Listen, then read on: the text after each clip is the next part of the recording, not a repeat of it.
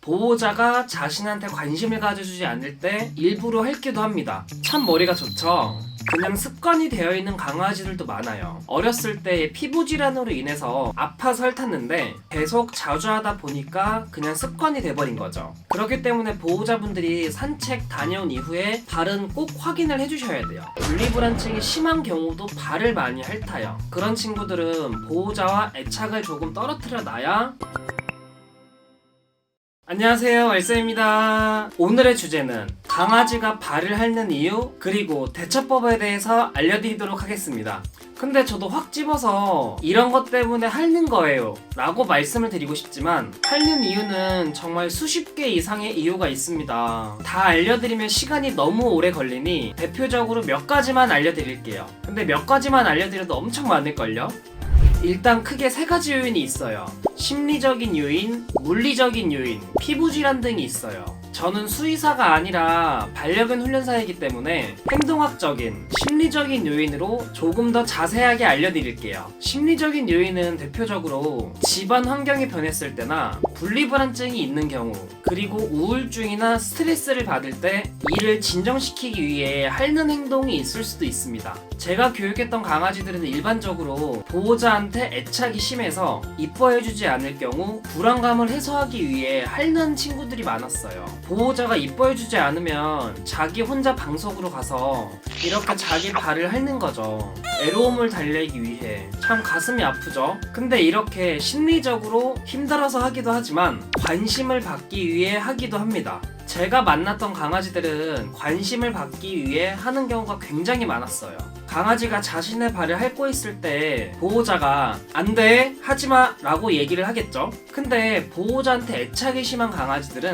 안 돼, 하지마 라는 것조차도 관심이라고 생각을 하게 돼서 보호자가 자신한테 관심을 가져주지 않을 때 일부러 핥기도 합니다. 참 머리가 좋죠?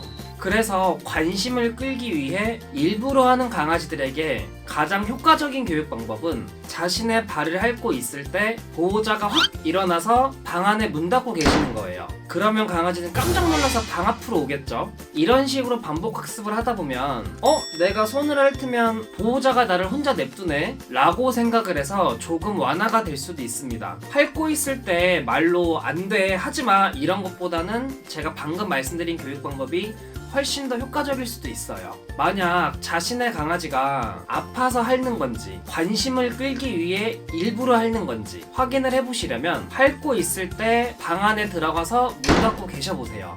방 안으로 들어왔는데도 따라오지 않고 계속 혼자서 핥고 있다면 정신적인 요인이나 피부 질환을 갖고 있을 가능성이 많습니다. 피부 질환이 있는 친구라면 병원에 가셔서 꼭 진료를 받아보셔야겠죠. 그리고 이런 요인이 아니어도 그냥 습관이 되어 있는 강아지들도 많아요. 어렸을 때 피부 질환으로 인해서 아파서 핥았는데 계속 자주 하다 보니까 그냥 습관이 돼버린 거죠. 저희 사람도 아직까지 이렇게 손톱 무는 사람들이 있잖아요. 이런 거랑 비슷한 거예요. 이런 것처럼 아무런 이상이 없는데도 습관성으로 손가락을 무는 것처럼 하는 강아지들도 많습니다.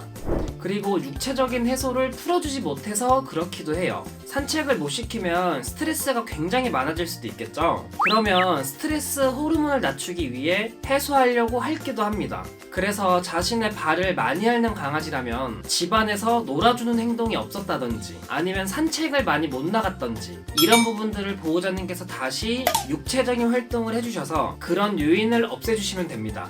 그리고 알러지 이유도 많아요. 음식이나 환경 알러지요. 특정 음식이나 간식을 먹고 나서 몸을 많이 긁거나 발을 핥는다면 알러지일 가능성이 많습니다. 그렇다면 병원을 꼭 데려가셔야겠죠. 그리고 또 산책을 많이 하다 보면 그 이후에 발을 핥는 강아지들이 많아요. 그래서 산책할 때 유의사항을 몇 가지 알려드려 볼게요. 산책 이후에 발을 닦고 잘 말려주지 않는다면 발 패드 사이에 습진이 많이 생겨서 핥을 수도 있어요. 그래서 일단 꼭 잘 말려주셔야 돼요. 근데 너무 바짝 마르면 건조해지겠죠? 그러면 그 부위가 건조해서 간지러울 수도 있으니 요즘 발크림 같은 게 많이 나오던데 그런 거를 구매하셔서 잘 발라주시면 훨씬 더 좋을 것 같아요. 그리고 산책 이후에 벼룩과 진드기들이 발 패드 사이에 들어가서 가려움증을 유발할 수도 있어서 평소에 구충제 같은 것도 잘 챙겨주셔야 합니다. 산책 중에 가시나 이물질들이 박혀서 가려워서 앓는 경우도 있어요. 그렇기 때문에 보호자분들이 산책 다녀온 이후에 발은 꼭 확인을 해주셔야 돼요. 확인도 안 하고 그냥 닦고만 냅둬주시는 분들이 많은데 보호자가 발을 들고 꼭 매번 확인을 해주셔야 합니다. 강아지가 발을 핥을 때 아무렇지 않다고 그냥 내버려 두시면 안 좋은 행동으로 습관이 생길 수도 있으니까 이 영상을 보시고 조금 해결이라도 해주시면 좋을 것 같아요. 그리고 너무 심한 강아지들은 일단 네카라를 씌우셔서 못하게 하는 것도 하나의 방법입니다. 네카라를 씌우면서 제가 앞서 말씀드린 교육을 좀 몇 가지 해주시면 좋겠죠. 자신의 강아지가 발을 너무 핥아서 병원에 갔더니 이상이 없다고 하면 대부분 행동학적인 심리적인 요인이 많으니 제가 앞서 말씀드렸던 내용을 토대로 해보시면 좋을 것 같습니다. 그리고 제가 아까 말씀 안 드린 내용이 있는데 분리불안증이 심한 경우도 발을 많이 핥아요. 그런 친구들은 보호자와 애착을 조금 떨어뜨려 놔야 좋아질 수가 있으니 분리불안 교육도 열심히 해주셔야 합니다.